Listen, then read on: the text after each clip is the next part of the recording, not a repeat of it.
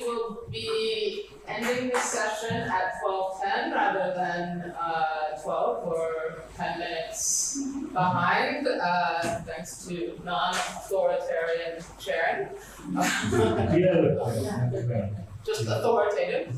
And so I introduce Zsuzsanna Vajda, whose slide tells us about the title of her talk, and so I'll very quickly hand you the floor. Welcome everybody who came to listen to me. This is a topic which bothers me for a long time, that there is not a very good relationship between academic psychology and psychological practice. We are talking about the history of psychology, but if we went to the road and asked anyone what psychology is, they would answer that psychologist is the one who provided therapy to me and to my partner, who gave me advices about childhood education, etc. They have nothing to do with cognitive neuroscience. We even don't know what is it. Mutually, it is not true, because practitioners refer often to the scientific psychology, and I will talk about how do they do that. So, first of all, what medicalization is, you probably have heard the expression, but I think it needs more punctual definition. So it means defining a physical, emotional state or behavioral problem in medical terms as an illness or disorder which needs medical intervention. The term medicalization refers to a medical issue, but the phenomenon itself is very, very widespread in psychology. So it's a little bit misleading to call it medicalization, but it's a tendency to attribute behavioral problem to some kind of organic disorder. So probably every one of you knows these debates about ADHD and PTSD, which are very typical examples of this medicalization, and a sort of medicalization, a debate between the people who saw that any kind of mental phenomenon has some kind of organic, they are in linear connection with the neural system. So this is an old debate, but I think that it had its periods which are not really studied. In the first period, just after the psychology was born or developed and became a method for therapy, this debate started in the psychiatry and all kind of human sciences, and in the early 70s or even earlier, there were movements against medical jurisdiction, especially in psychiatry, like anti-psychiatric movements or social movements against PTSD, etc. So this was the first period of medicalization, but actually it has a new wave. And a significant change took place in the 1980s in the organization of medicine, when a buyer system was emerging. So the pharmaceutical industry, which the managed health organizations, and some kind of physicians started to look at patients and as consumers. And patients themselves began to act like consumers, also seeking professional help to their health and private problems. This is the description of Professor Conrad, who is one of the main critics of medicalization. And since then, there is a growing tendency for medicalization of mental behavioral issues that are largely social or moral nature. And it is so much so that some authors in professional literature even write about the life medicalization. The whole life is medicalized. Or I cannot pronounce pharmaceuticalization. That everything is healed with drugs and pills. This new wave developed into proliferation of diagnostic categories. And what were the facts which promoted that? Main changes started from the leading centers of psychiatry, mostly in the United States. And in many centers, psychoanalysis, which is the origin of all kind of talking therapy, real psychotherapy, was and is still declared as unscientific. And in the same time, parallelly, they return to the medical model. This is something that Dennis was talking about too. This is also sort of medical model to refer on the problems of neural system of children and to develop not the children himself or herself, but the medical system. And they referred to the term to objectivity. There were from the very beginning discussing voices, but they could not prevent the permanent proliferation of the new categories of mental disorders. And how this development went, we could see that in the first edition of DSM, which was published in 1952, there was 106 diagnostic categories. In the fifth one, which was recently published, recently means that 15 years ago, there were more than 500 diagnostic categories. And among these categories, more and more refer to children's behavior. So, and now there are more and more, I will say, examples, how much we blame children, or how much we attribute children's behavior, mental illness. It's a special issue, the situation of Hungary, which was isolated for a long time, as you know, during the socialism, from Western tendencies. And so for Hungarians, or for me personally, it was a very, very big change, because socialism is criticized for many aspects, etc. But we lived in a world where the money and consumer tendencies didn't work, and it was absolutely different. So in Hungarian textbooks about psychiatry, it was declared that children are very rarely mentally ill. So mental illness doesn't show up at children for various reasons, which I cannot explain here. And I was faced in the 80s and 90s, especially 90s, that it's a very, very different way of thinking. We can say that it was a sort of conservatism, but I think it was a good conservatism. What happened since then, that Hungarian experts are completely without any kind of critique against these tendencies. So they didn't conserve anything. Everything that what we thought about education or mental illness is categorized as something that is connected with socialism, dictatorship, etc. So this happened to psychological categories, or many of psychological categories too. But let's go further in our special problem, the medicalization of childhood. So I would call it psychologization, not medicalization, because they are not really medical issues.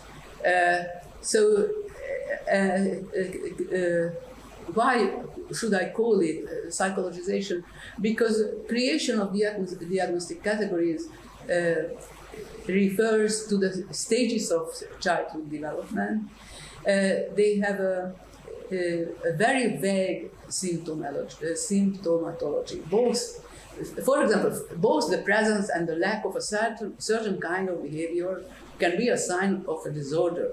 For example, if a child laughs when he or she is kissed often, it is a symptom. And if the child refuses to be kissed, it is also a symptom. And you can find a lot of examples to that. If the child is lively, ADHD. If the child is reserved, he or she is shy. So both or all of them are mental disorders. And what we are faced is an extraordinary increase in the number of both patients and therapists in the past few decades. And it's an important question, which was first? Many patients or many experts, what was first? I think, so it's a long issue, but it's an interesting question. But we all are witness of the proliferation of psychology as a profession. Now universities, the biggest among the biggest faculties are psychology, and these psychologists don't want to make research in cognitive neuroscience. They want to provide practice, and they find patients. So, of course, we cannot ignore social and economical reasons of this whole situation, but I think that we need to address professional problems that made this change possible too, because of varying social consequences, changes in child concept, parent-child relationship, and in what may be also important for us, impact on psychology's public image and self-definition.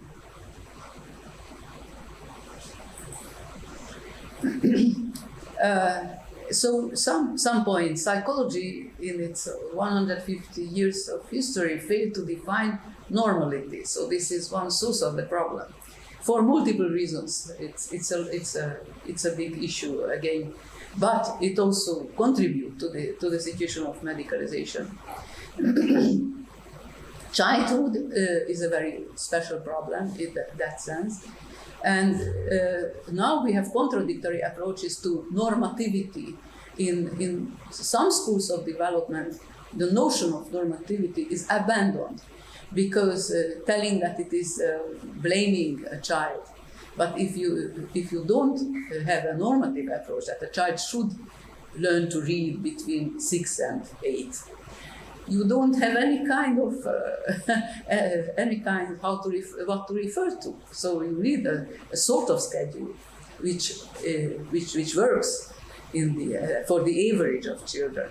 But now it's a very strong tendency that the normative approach to child development is something which can cause harm or it's for children who are different, etc. So this is a question of normativity, and and it helps to confuse concepts. So I think that there are two groups of supposed childhood mental disorders which have no clear symptomatology. One group of them became already official disorders, which are listed in the DSM. These are the names of them. And there is a second group which is permanently growing, which is not listed in the DSM, but you can find especially diagnostic and therapy against them. Some examples, sensory processing disorder, persisting neonatal reflexes, immaturity of neural system, overhearing. I think that even these names may awake some kind of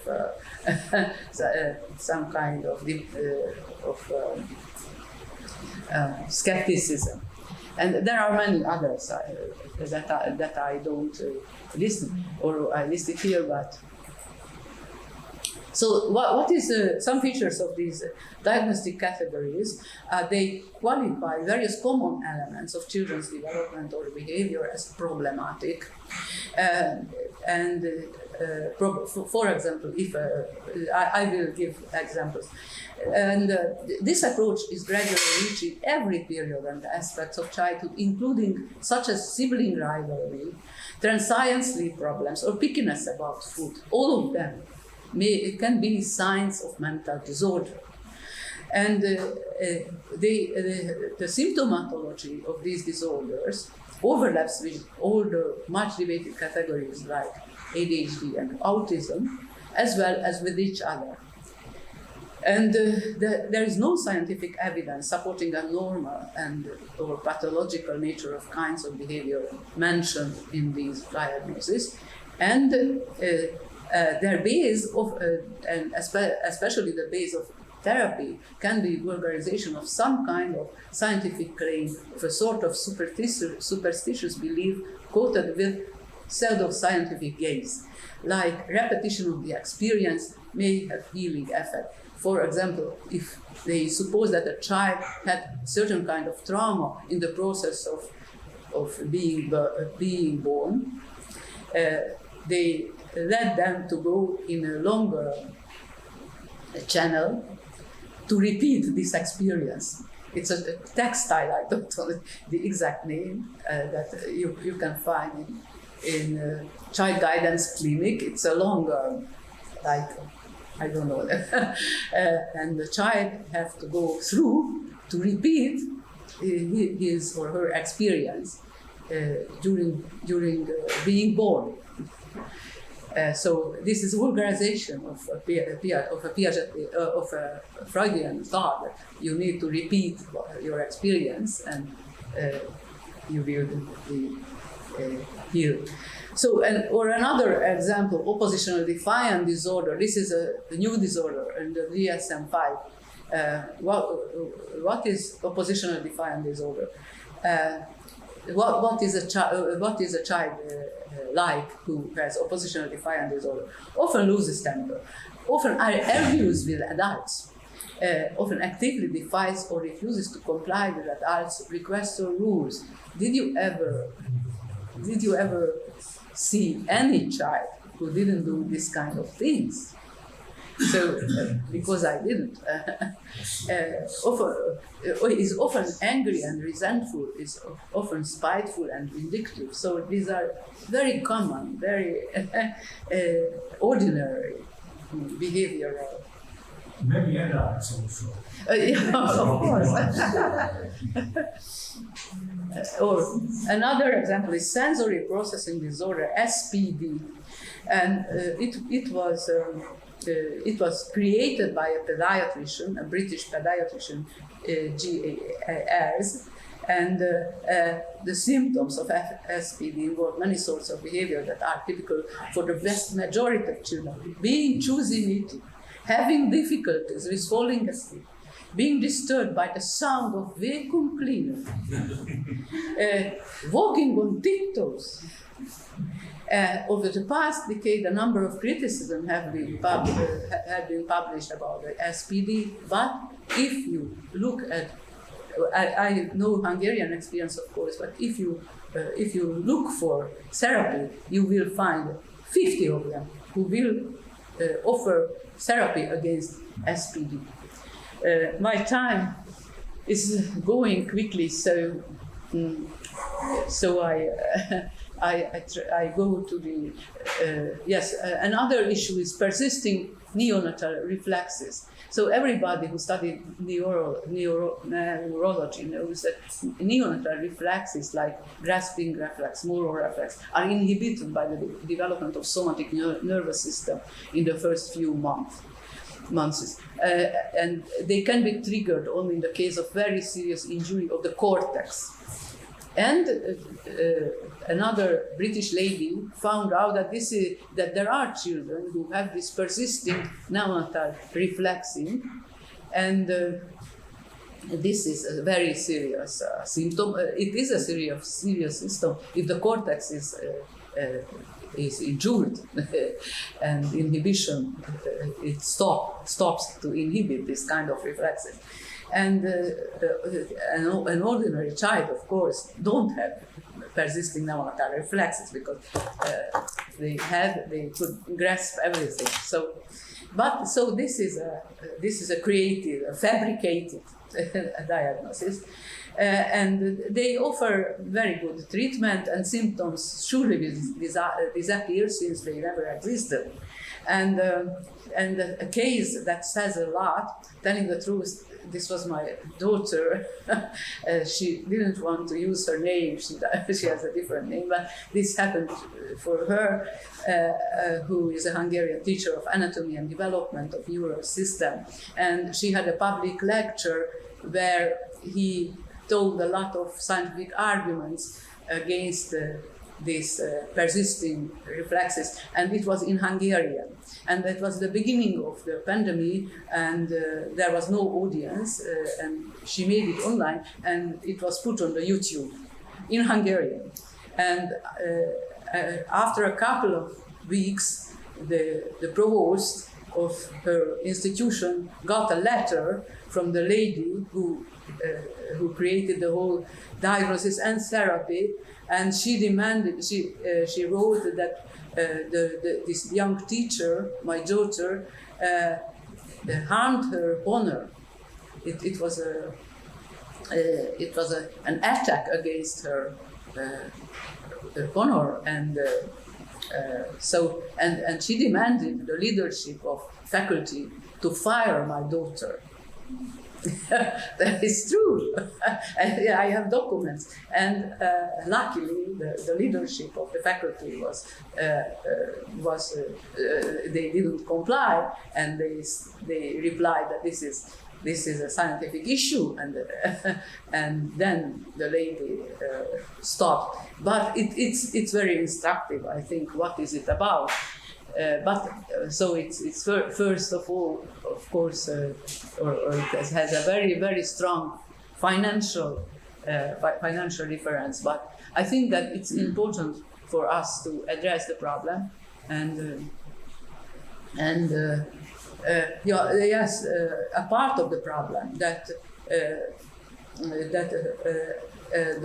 the idea that a big proportion of children are mentally ill now is presented in official statistics, and you see our quote here, reports from surveys that about 16% of all children suffer from a mental disorder in early childhood, defined as the period up to the age of 6 years. In children up to the age 2, disorders of emotional and motor regulation are common.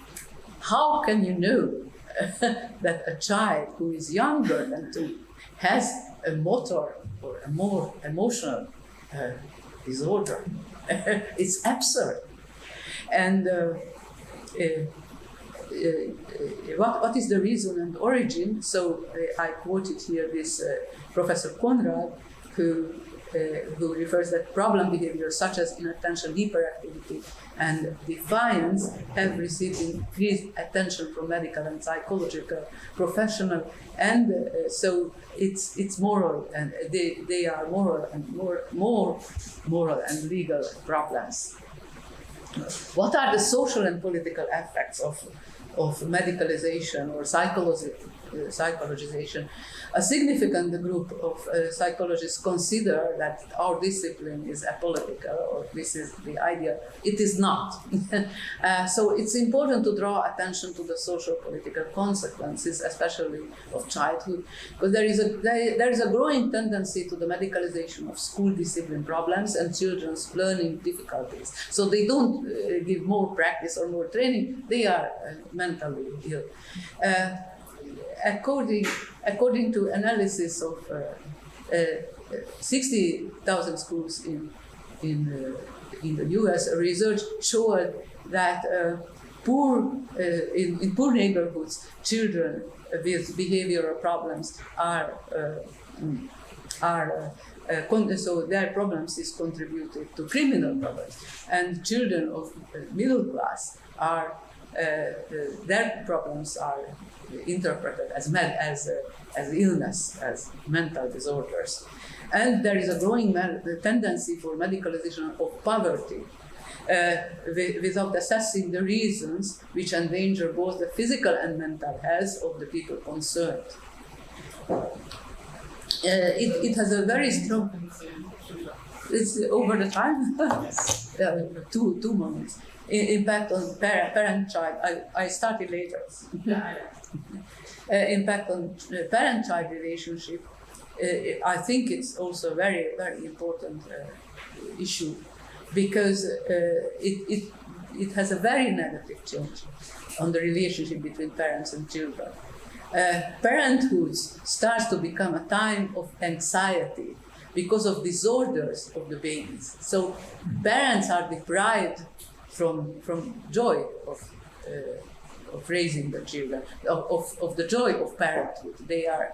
This is my personal experience too. I have 3 grandchildren, and of course friends of my children and their children. So this is a personal experience that young parents are very much worried about children, and they are not happy that they have a healthy baby, and they are not happy because they are told that something is wrong, etc. And the treatment of these disorders can be not only unnecessary but harmful. I have no time to talk about the overhearing. And it also decreases parents' self-confidence and sense of competence, and make them seek help from a professional to resolve banal problems. Medicalization of children's behavior is also preventing them from getting feedback on the impact of their behavior on community. If they are too, I don't know, too loud, they are not told that, oh, please don't disturb other people, but he or she is told to be ADHD. Medicalization may even contribute, my opinion is, to the increase in the frequency of psychological problems among children.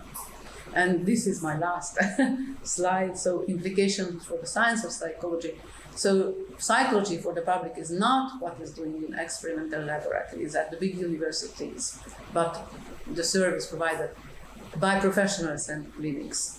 And in addition, the credibility of scientific research has weakened in the recent decade due to many cases when results found to be false. This is what called replication crisis, and it also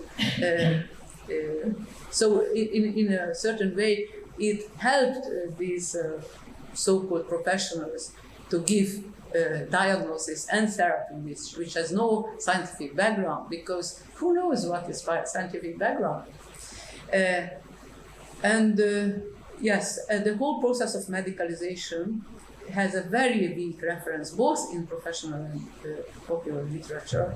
And I think that the actual situation created really an unbridgeable gap between academic and practicing psychology. So which one is what? So, and my last slide is a quote from Kurt Danziger, who wrote that humans are often changed when they eat from the apple of psychological knowledge. Currently, human action experience are increasingly defined in terms of psychological categories. I think that this is an issue that we need to address. So, thank you.